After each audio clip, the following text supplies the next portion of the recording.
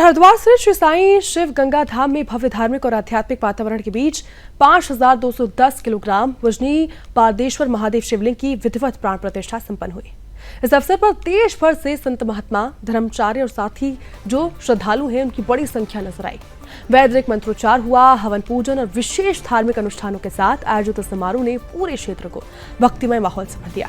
कार्यक्रम में स्वामी कैलाशानंद गिरी महाराज, साथ ही स्वामी अवधेशानंद गिरी महाराज, साध्वी ऋतुम्बरा राघव चड्ढा और साथी प्रदीप बत्रा सहित अनेक गणमान्य अतिथियों ने सहभागिता की। प्राण प्रतिष्ठा समारोह के दौरान विधि विधान से पूजा अर्चना की गई और साथ ही श्रद्धालु ने भगवान शिव का आशीर्वाद लिया।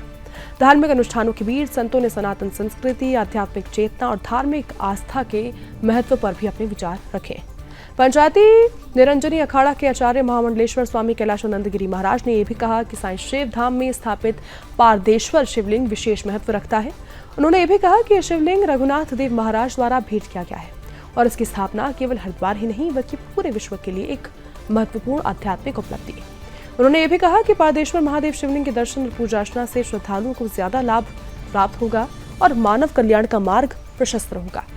स्वामी कैलाशानंद गिरी महाराज ने विश्वास भी व्यक्त किया कि यह धाम आने वाले समय में देश विदेश से आने वाले श्रद्धालुओं के लिए आस्था और साधना का प्रमुख केंद्र बनेगा। भव्य अर्चन के दौरान बड़ी संख्या में श्रद्धालुओं ने हिस्सा लिया। साथ ही भगवान शिव के जय घोषों से पूरा परिसर गूंज उठा।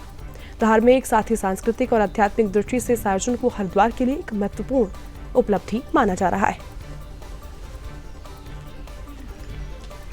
साईं शिव गंगा धाम इस पावन प्रांगण में पारदेश्वर लगभग 5210 किलो वजन का पारदेश्वर शिवलिंग स्थापित हुआ, जिस शिवलिंग को हमारे रघुनाथ गुरु जी ने भेंट किया।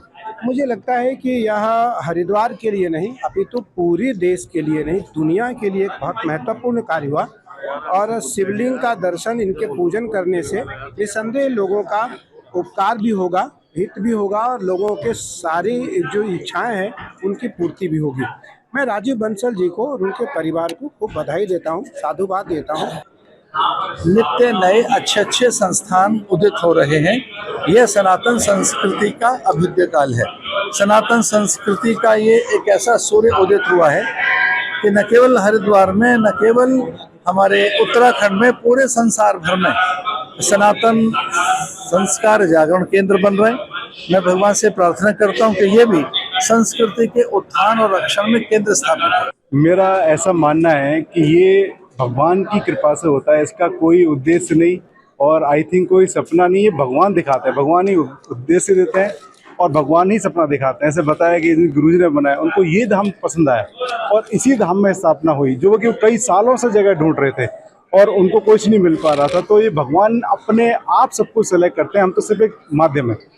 मेरा सभी भक्तों से यही अपील है, यही मेरी सबसे प्रार्थना है कि देखिए ये भगवान का धाम बन गया, ये आप लोगों का है। अभी आप लोग यहाँ आए, भगवान के दर्शन का लाभ लें। और अभी जितने पूज्य संतों ने जो बताया कि पारदेश्वर, इनका नाम आज ही नया नामकरण हुआ है, अब उनका नाम राजेश्वर महादेव नाम हो गया। उन्होंने जो आज नामकरण किया वो भी हमारे